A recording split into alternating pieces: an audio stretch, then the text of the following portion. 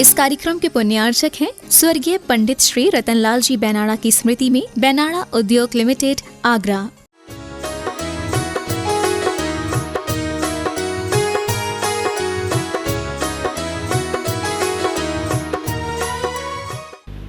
कल जो क्वेश्चन आपने किया था, क्या क्वेश्चन था? रिपीट करोगे इसे?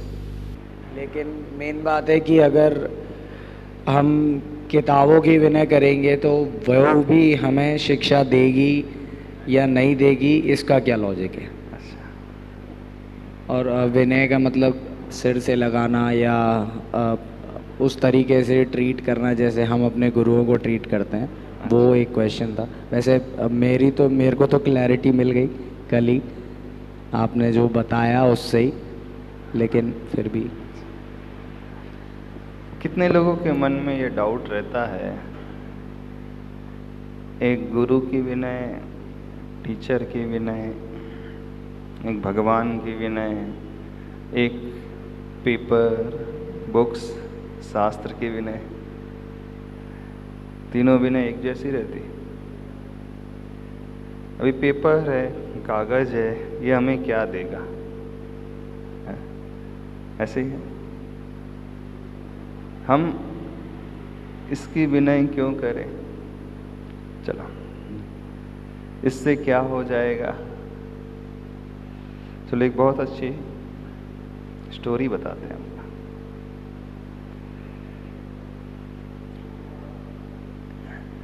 एक बहुत बड़ा फिलोसोफर था, उसने एक नाम सुना था एक दार्शनिक का, संत का। वो अपने डाउट्स को क्लियर करने के लिए उसके पास पहुंचता है, और वो उसी कंट्री में नहीं रहता था, वो जापान में रहता था। सेंट था एक बहुत बड़ा।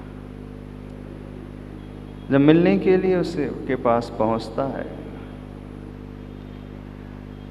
एंट्री करता उसके रूम में दरवाज़ा खोल करके, और जैसे ही एंट्री करता बहुत जोर से दरवाज़ा बंद कर देता और जाकर के उसके सामने बैठ जाता। उससे कहता है, मैंने आपका बहुत नाम सुना है, मुझे आपसे कुछ सीखना है, मेरे कुछ डाउट्स हैं, कुछ क्वेश्चंस हैं, उन्हें मैं क्लियर करना चाहता हूँ। तो जो सेंट है उसने कहा, मैं तुम्हारे प्रश्नों के उत्तर तो बाद में दूंगा, पहले एक काम करो। बोले क्या?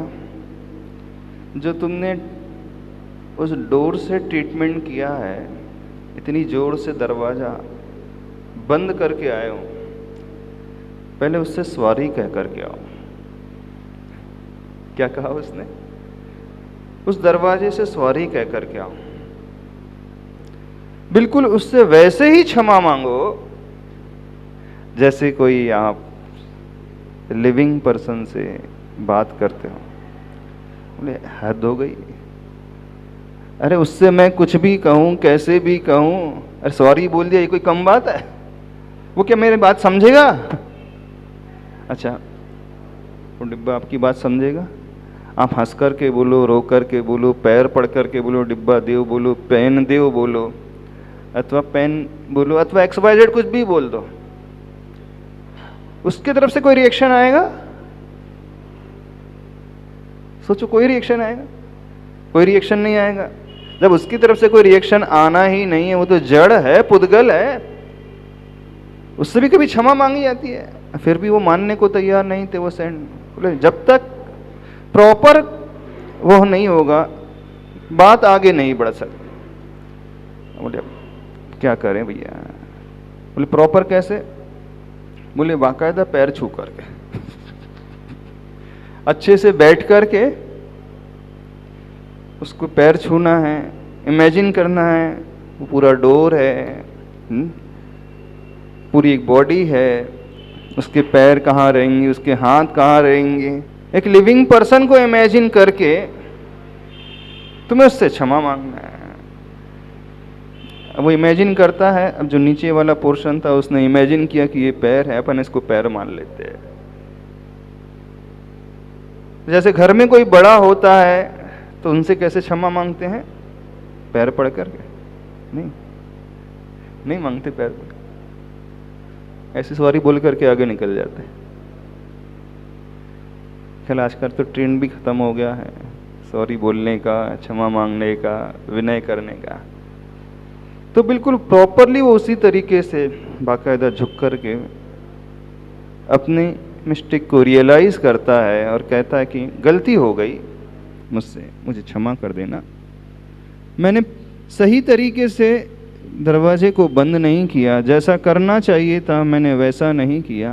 हाँ, बहुत अच्छे से, बहुत विनय से भर कर के वो बोलता है, लेकिन अंदर तो भाव यही थे, क्या कर रहा हूँ मैं, बेवकूफ़ी भरी हरकत है, क्योंकि सामने वाले से कुछ होना जाना ही नहीं है। अब करके वो आकर के बैठता है, अब वो सेंट उससे कहते हैं, बोले जानते हो मैंने तुमसे ये क्यों करवाया? बोले क्यों करवाया? जो अपनी लाइफ में इन छोटी छोटी वस्तुओं से, छोटे छोटे लोगों से अच्छी तरीके से ट्रीटमेंट नहीं कर सकता, वो अपनी लाइफ में कभी आगे नहीं बढ़ पाएगा, उसके भीतर क्वालिटीज आ ही नहीं सकती। ऐसे ही जैन दर्शन में एक बात आती है, हम सिर्फ जीव को ही लेकर के नहीं चलते हैं, हम अजीव को भी लेकर के चलते हैं। हमारा ट्रीटमेंट सिर्फ जीव के साथ ही नहीं, अजीव के साथ भी वैसा ही होना चाहिए।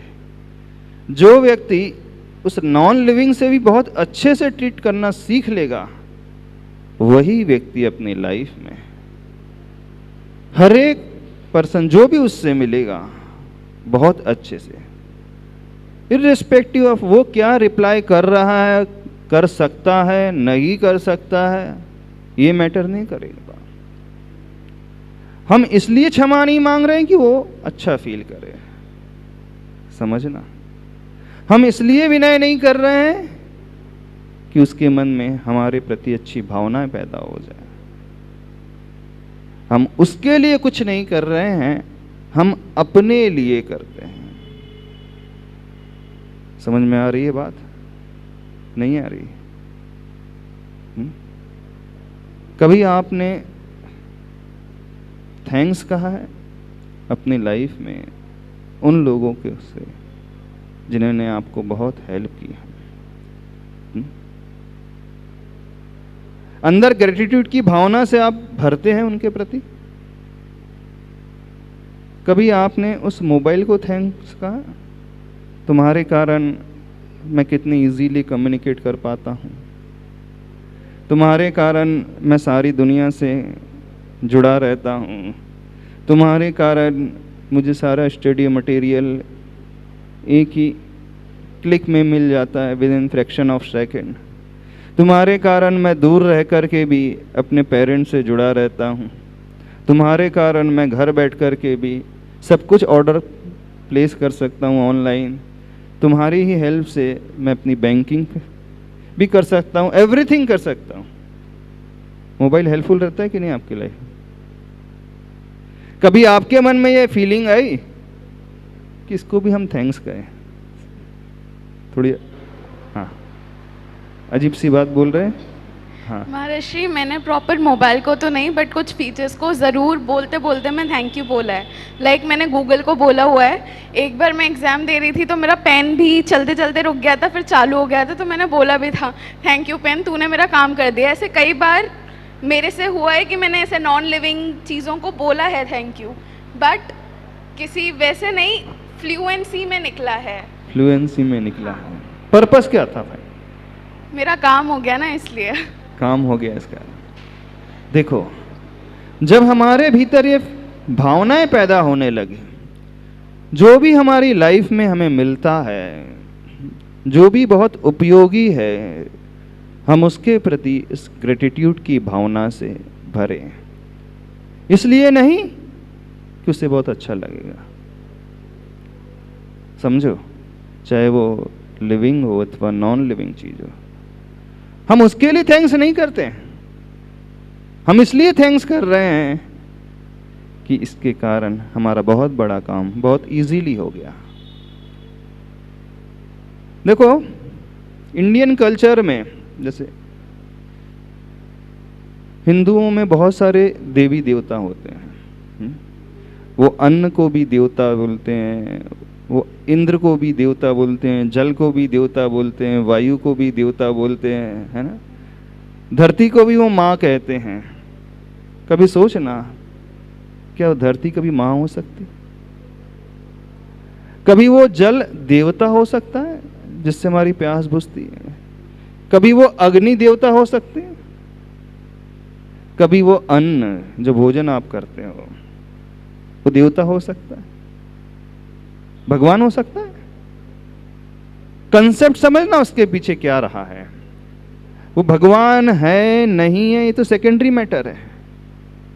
क्यों लोगों की मेंटलिटी में ये जोड़ा गया, क्यों यह फीलिंग भरी गई कि इसे देवता के भांति ट्रीट करो? बोले जब तक लोगों के मन में ये भाव नहीं पैदा किया जाएगा कि बहुत बड़ा है, बहुत महान है, बहुत ऊंचा है, हमारी हेल्प हर जगह कर रहा है, तब तक वो रिस्पेक्ट आएगा ही नहीं। तो उस फीलिंग्स को लाने के लिए सबसे इजी वे जो होता है, एक भगवान बना दो, एक देवता बना दो। जो ह्यूमन साइकोलॉजी के अनुसार बात कर रहे हैं, जो पूर्व में बड़े बड़े महात्मा रहे हैं, ऋषि रहे हैं, जो फिलॉसफी इसके पीछे रही है, एक बहुत बड़ा पक्ष जो इसके पीछे रहा है, यदि हमारे माइंड में फीड हो जाए कि ये बहुत बड़ा व्यक्तित्व है, तो हम उसकी केयर बहुत अच्छे से करेंगे, बहुत अच्छे से उसका ध्यान रखेंगे, उसकी रिस्पेक्ट, उसकी विनय बहुत अच्छे से करेंगे। तो कहीं ना कहीं ये बात लोगों के भीतर भरने के लिए इतने सारे देवता हो गए। वैसे देखा जाए तो धरती कौन सी देवता होती है? जिस देश में आप रहते हो धरती माँ कहते हैं। अब धरती माँ का भी मंदिर होता है ना। इंडिया में तो उसके भी मंदिर मिल जाएंगे।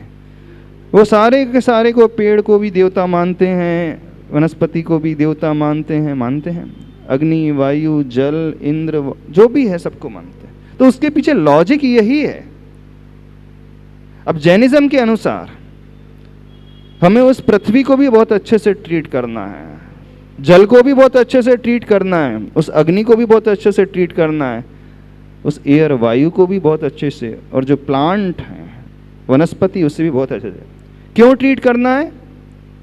इसलिए नहीं कि एक फिलॉसफी कहती वो देवता है, इसलिए हम ट्रीट करना है कि उसमें बिल्कुल देवता बनने की शक्ति मौजूद है। ये डिफरेंस यहाँ पर ये है। अथवा वह बिल्कुल लिविंग बीइंग है, बिल्कुल जैसे आप रह रहे हो ना, वैसे ही वो पृथ्वी भी, जमीन, धरती, जल है, अग्नि है, वायु है, हवा है, ये सब जो प्लांट्स हैं, वनस्पति हैं, वो भी लिविंग बीइंग है। तो बोले उनके साथ भी अच्छा ट्रीटमेंट करना सीखो। आप जा रहे हो, पेड़ के नीचे बैठ गए, थोड़ी देर रेस्ट लिया, गर्मी से परेशान थे, जब उठते हो थैंक्स बोलते हो। आधे घंटे तक मैं यहाँ बैठा रहा, लेटा रहा, सोता रहा, ठंडी ठंडी छाँव आती रही, हवा आती रही। समझ में आ रही है बात? नहीं समझ में आ रही बात? नहीं समझ में आ रही बात? तो ग्रेटिट्यूड की फीलिंग से अपने भीतर अपने आप को भरना सीखें। जो भी है, तब रहा उन्होंने क्वेश्चन किया, वो शास्त्र है, पुस्तक है, बुक्स है, उसकी हम विनय क्यों करें? कभी हमारे मन में भी क्वेश्चन आता था जब अर्घ चढ़ाते थे, देवगुरु शास्त्रियों को अर्घ चढ़ाते हो कि नहीं आप मंदिर में जाकर के? जिनवाणी का भी अर्घ चढ़ाते हो? चढ़ाते हो ना? हाँ, जिनवाणी का अर्घ। अब उसमें क्या मिलेगा? वो जिनवाणी कैसे हो गई? बेसिकली जिनवाणी जो वर्ड है वो कैसे बना है? जिन प्लस वाणी, वाणी मीन्स ध्वनि, शब्द। अब ये तो लेटर्स हैं, ये जिनवाणी कैसे हो गई? जिनवाणी का लिटरल मीनिंग जो है, जो जिनेंद्र भगवान के श्रीमुख से निकला हुआ शब्द है, वाणी है, सर्वांग से निकली हुई वाणी। तो वाणी तो वो कहलाएगी। समझ रहे हो नहीं? तो जो उपदेश उनके मुख से निकला, सर्वांग से निकला, उस उपदेश को लिपिबद्ध पेपर में, शास्त्रों में कर दिया गया। इस कारण वो जिनवाणी कहलाई जाती है। जब हम उसे पढ़ते हैं, कोई बुक्स पढ़ते हैं, तो बुक्स को पढ़ कर के, उन शब्दों को पढ़ कर के, उस उपदेश को पढ़ कर के हमारे कंसेप्ट जो है क्लियर हो जाते हैं। भले ही वो पेपर है देखने में, नॉन लिविंग है, लेकिन हमारे भीतर जो नॉलेज पैदा हुआ उसमें एक बहुत बड़े मीडियम ये बनता है। समझ रहे हो कि नहीं? नहीं समझ में आ रही? तो हम इसलिए उसे थैंक्स कहते हैं, इसलिए उसकी विनय कर रहे हैं, ना कि वो पेपर है। तो ये फीलिंग अपने भीतर लाना सीखो। वो भले ही रिप्लाई करे अथवा ना करे, हमसे कुछ कहे अथवा ना कहे, XYZ कुछ भी हो। जब आप देख, दुनिया में कुछ ऐसे भी लोग हुए हैं, इवन जब वो घर में आते थे, अपने जूते निकालते तो जूते को भी धन्यवाद देते थे।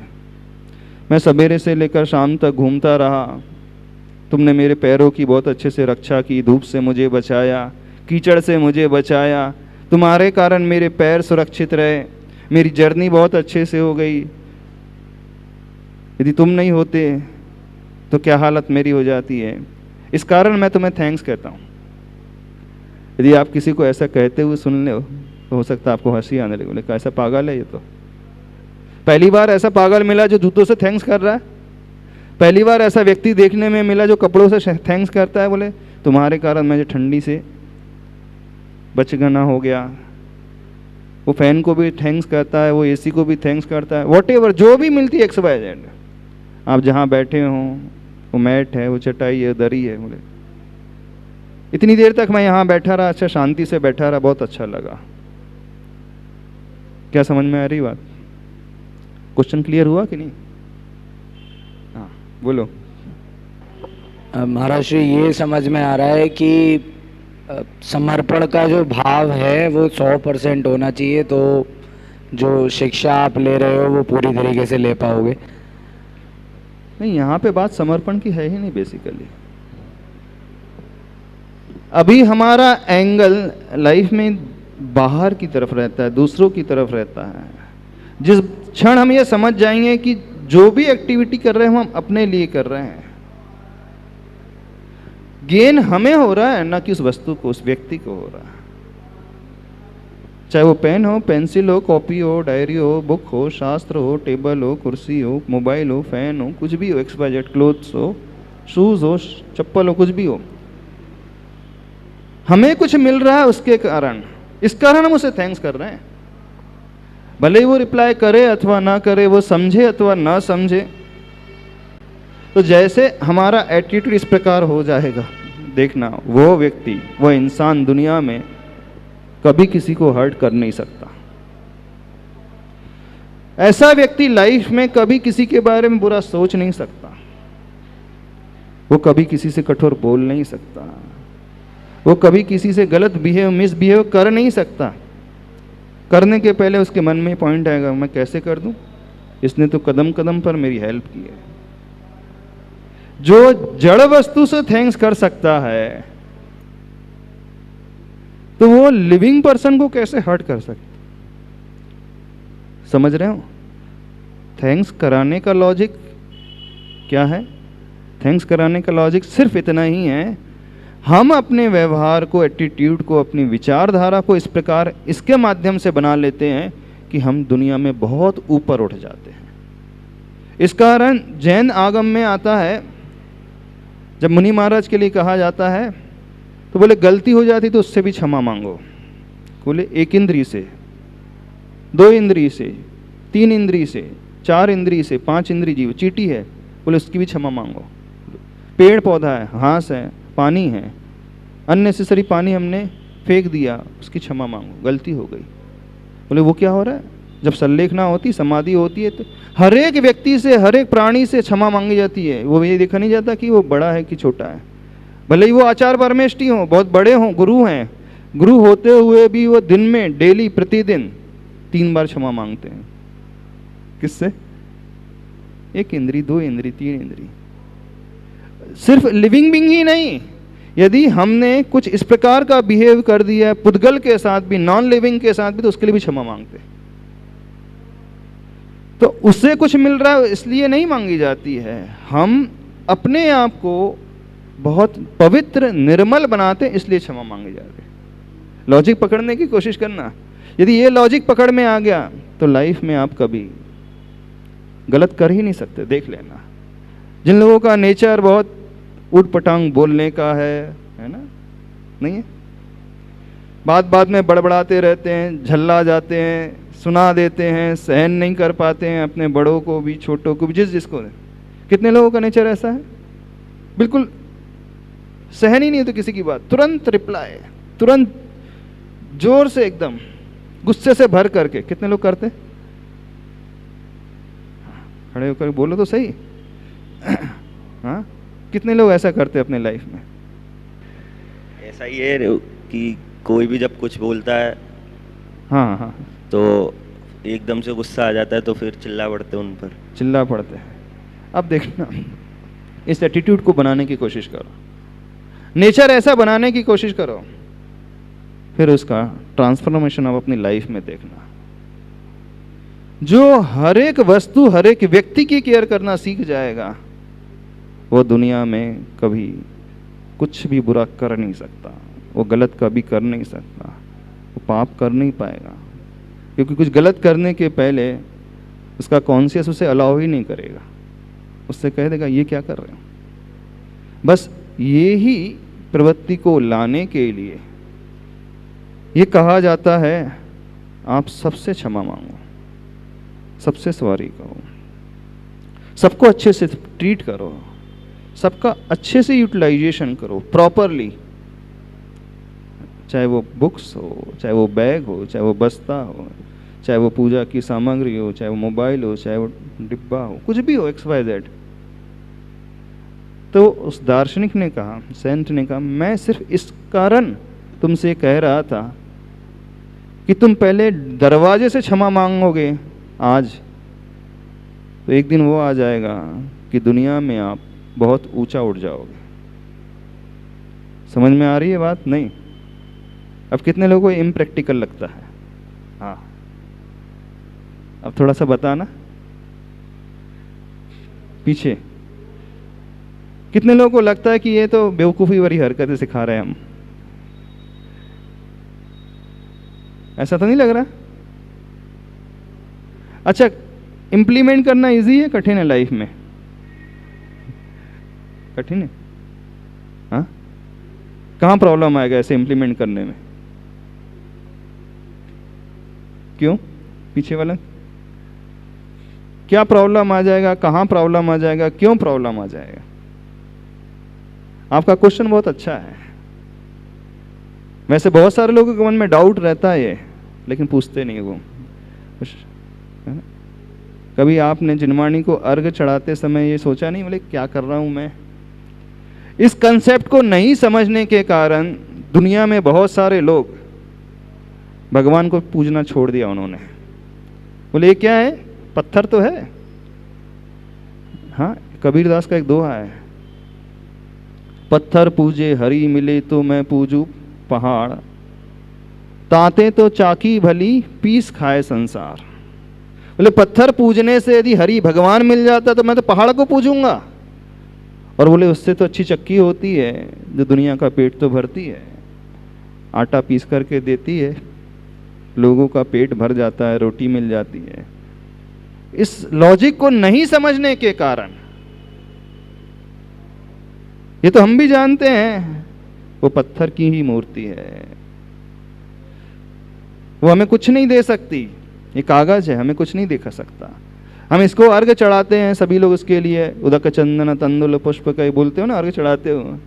हाँ? बस आप चढ़ा करके रह जाते हो, आप भगवान के आगे झुक करके रह जाते हो। क्यों झुक जाते हो? सबने कह दिया है तो झुक जाते हैं। आपने अभी तक सोचा ही नहीं, हम दूसरों के लिए नहीं अपने लिए झुक रहे हैं। और जो व्यक्ति ये सोच अपने भीतर पैदा कर लेगा फिर वो छोटा बड़ा सब भूल जाएगा। वो छोटे की भी उतनी रिस्पेक्ट कर सकता करेगा। मैं उसके लिए रिस्पेक्ट नहीं कर रहा हूं, समझो इस बात को। मेरा बिहेवियर उसके लिए अच्छा नहीं है, क्योंकि वो मुझसे अच्छा बिहेव कर रहा है तो मैं इसलिए कर रहा हूं, नहीं, इसलिए नहीं। पर्पस ये नहीं है। पर्पस समझो, मुझे अपने आप को बेटर बनाना, अच्छा बनाना, इसलिए मैं उसकी विनय कर रहा हूं। ये कंसेप्ट जो समझ ले वही व्यक्ति धर्म को भी समझ सकता है। वही व्यक्ति फिर उसमें भगवान देखेगा, उस पत्थर की मूर्ति में। नहीं है तो उसे पत्थर नजर आएगा, नहीं है तो उसे कागज नजर आएगा। बोले क्या कागज की पूजा करने बैठ गए। अब आपने मोबाइल में जिनवाणी खोल ली, सपोज भक्तामृत स्तोत्र खोल लिया मोबाइल में, कभी मोबाइल को आगे चढ़ा लोगे? क्यों? मोबाइल में भक्तामृत स्तोत्र खुला है, कितने लोग चढ़ा लेंगे उस मोबाइल को जो भक्तामृत स्तोत्र आपको दिख रहा है? हाँ, कितने लोग चढ़ा लेंगे यार? चलो पूछ रहे हैं आपसे, चढ़ा लोगे? अच्छा, कितने नहीं चढ़ाओगे? क्यों नहीं चढ़ाओगे? बताओ हमें। अब आपने कहा ना नहीं चढ़ाएंगे, तो हम आपसे रीजन पूछ रहे हैं, क्यों नहीं चढ़ाओगे? रीजन तो बताओ, दो हमें, क्यों नहीं चढ़ाओगे आप?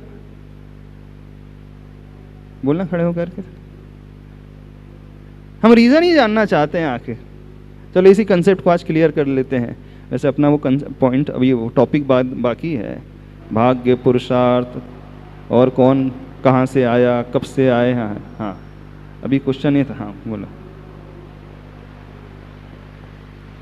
नमोस्तु महाराज जी।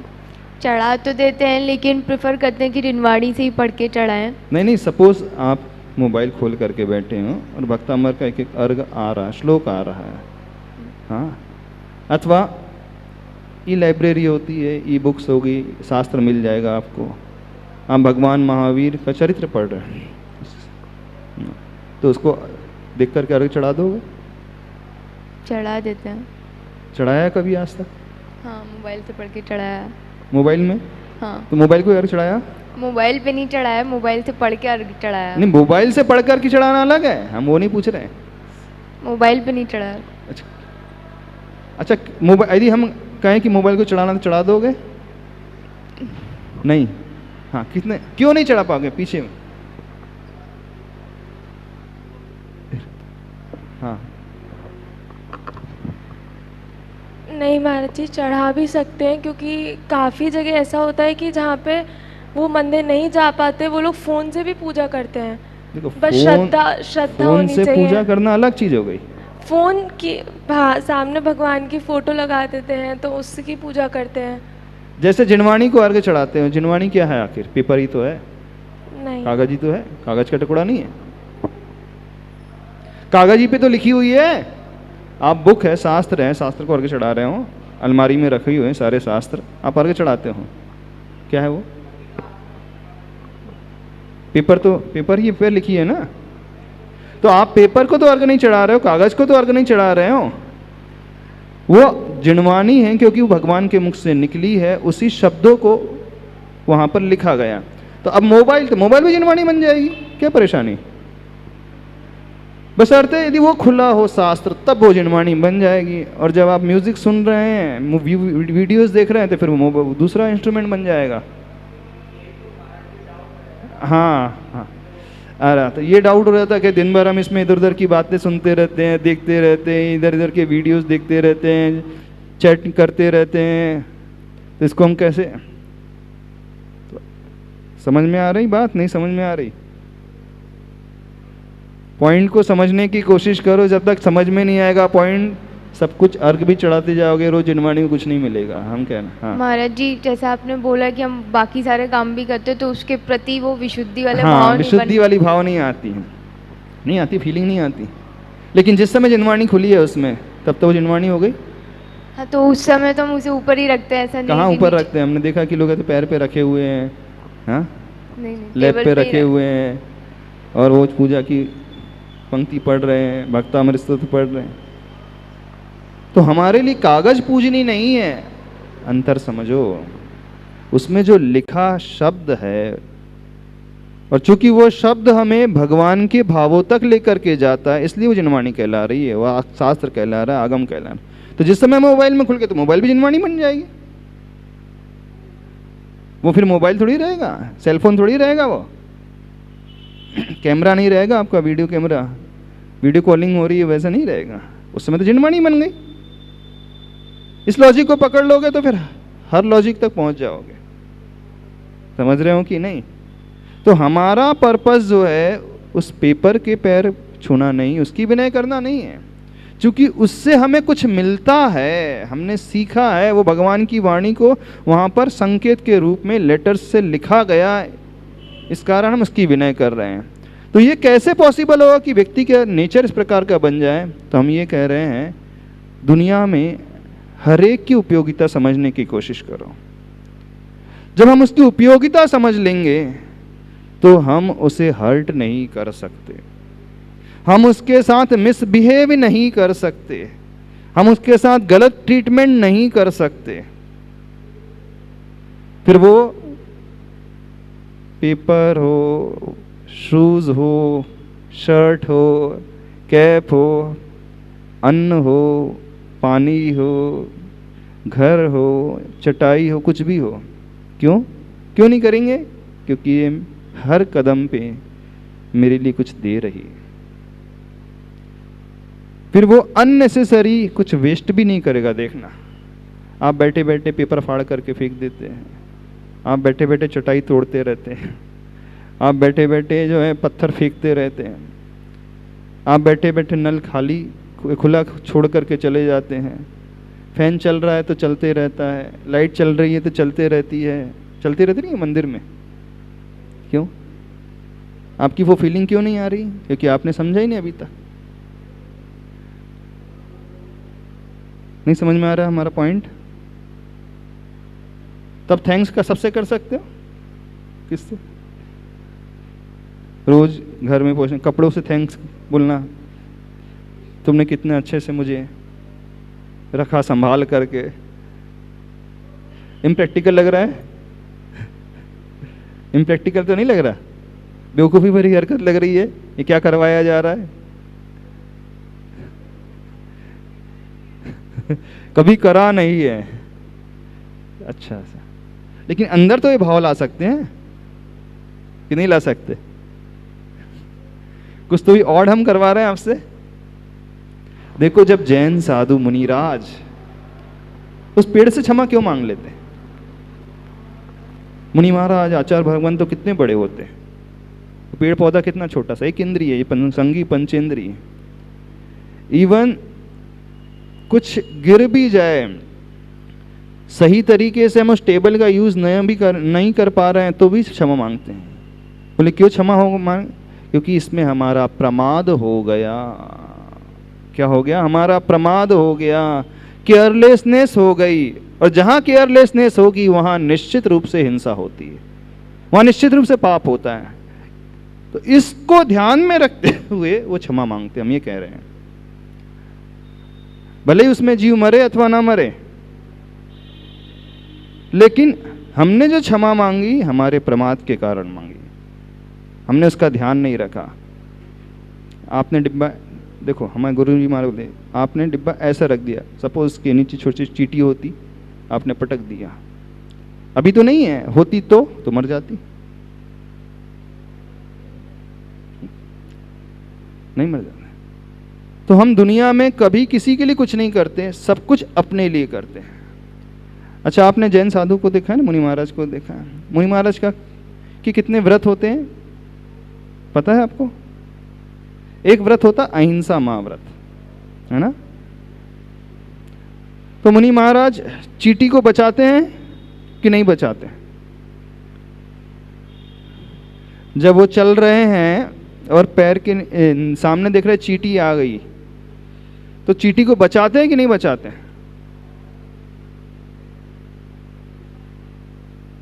मच्छर आ जाए तो मच्छर को बचाएंगे, खटमल आ जाए उसे बचाएंगे? हर पॉसिबल ट्राई करेंगे। क्या पॉसिबिलिटी को? मतलब जहाँ तक हो सकता है कि हम उसे सेव कर सकते हैं तब तक करेंगे ही करेंगे। अब हम बोल रहे हैं मुनि महाराज कभी चींटी को नहीं बचाते, तो फिर मतलब वो पिछी क्यों लगाते हैं? हाँ हाँ, ऐसे वो ऐसे क्यों करते हैं? ना? पिछी है, ये पिछी है ना मलोगी। हम लोग जब बैठते हैं तो ऐसे लगाएंगे पहले, फिर बैठते हैं। ऐसा क्यों करते हैं? हाँ, आप मतलब साफ करके बैठते हैं ना कि अच्छा। क्लीन हो जाए स्पेस। अच्छा, स्पेस क्लीन हो जाए इस कारण। शायद अच्छा, नहीं, मतलब कोई जीव जंतु हो हाँ, वहाँ पर तो जीव वो वहाँ से जंतु हट हो जाए तो ना। जीव जंतु वहां से हट जाए। हाँ, तो वो हाँ। बचाना ही हो गया ना एक तरीके से। बचाना नहीं हुआ। अब सुनना, यदि बचाना होता तो चींटियां तो बहुत सारी हैं, अब निकल रही हैं, गाड़ी निकल जाती, इतनी सारी मर जाती। अथवा जिस चींटी को यहाँ से उठा करके यहाँ किया है तो हम उस चींटी के पीछे पीछे भागते, कोई किसी के पैर के नीचे ना आ जाए। हमने तो इसे यहाँ से यहाँ सरका दिया, लेकिन कोई दूसरा व्यक्ति आया, उसके पैर के नीचे आ गई तो वो तो मर जाएगी। तो फिर हमेशा 24 घंटा में चींटी के पीछे पीछे भागना चाहिए, देखना चाहिए। चींटी को बचाने का मतलब क्या होगा? 24 आवर्स हम चींटी की केयर करें। आपके पैर के नीचे तो नहीं आ रही है, कोई बच्चा आ रहा है खेलते, उसके पैर के नीचे नहीं आ जाएगी। ऐसा करते हम लोग? नहीं करते। तो क्या करते हैं हम लोग? कभी चींटी को नहीं बचाते हैं, हम लोग तो अपने अहिंसा व्रत को पालते हैं। डिफरेंस समझना, हम लोग अपने व्रतों को पालते हैं, आचरण को पालते हैं, न कि चींटी को बचा रहे हैं। मेरे मन में तेरे मन में, तेरे मन में, सबके मन में हो, सबके मन में वैरे न होवे, पाप न होवे, मेरे न होवे, पाप न होवे, भाव क्षमा के हो, भाव क्षमा के हो, मेरा मंगल तेरा मंगल, मेरा मंगल तेरा मंगल, सबका मंगल हो, सबका मंगल हो, मेरा उत्तम तेरा उत्तम, मेरा उत्तम तेरा उत्तम, सबका उत्तम हो, सबका उत्तम प्रभु हो, के चरणा, गुरु के चरणा, प्रभु के चरणा, गुरु के चरणा, सबको शरणा हो, सबको चरणा, दुखियाराना कोई होवे, दुखियाराना कोई होवे, मन ज्योतिर्मय हो, मन ज्योतिर्मय तन निरोगी मन हो निर्मल, बोधि समाधि हो। ओम अरहं परम शांति, ओम अरहं परम शांति, ओम अरहं परम शांति। बोले महावीर भगवान की जय।